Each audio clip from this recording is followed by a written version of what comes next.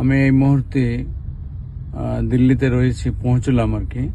বিশেষ জরুরি কাজের জন্য আমাকে দিল্লি আসতে হয়েছে এবং এয়ারপোর্ট থেকে নেমে জানতে পারলাম যে জঙ্গিপুরে কিছু অপ্রিয় ঘটনা ঘটেছে।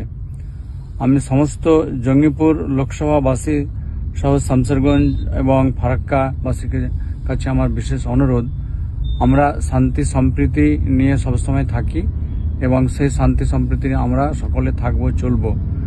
ওয়াকফ বিষয়ে সংসদে আমরা প্রতিবাদ জানিয়েছি।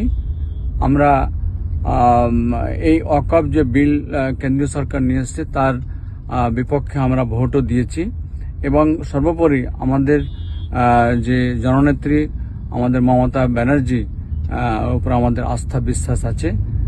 তিনিও আশ্বাস দিয়েছেন, তিনি আমাদের পাশে আছেন, তিনি সবটা বিষয়ে তিনি দেখছেন। ওয়াকফ নিয়ে আমাদের যে আমরা সমস্যা মনে ভাবছি তা সেটা মনে করা নয়।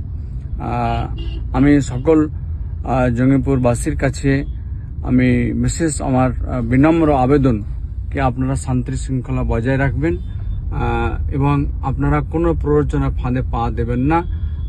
সেই সঙ্গে যে সমস্ত অভিভাবক আছেন তিনাদের যে সন্তান, সেই যারা 15 থেকে 20 বছর বয়সের, সেই সন্তানরা আবেগের বশে অনেক কিছু ভুল করে বসছে।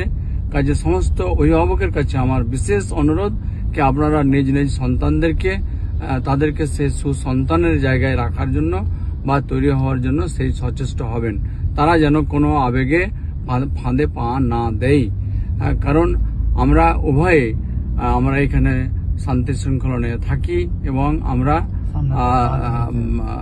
সম্প্রীতি ভ্রাতৃত্বকে বজায় রাখবো। এই হবে আমাদের সকলের অঙ্গীকার।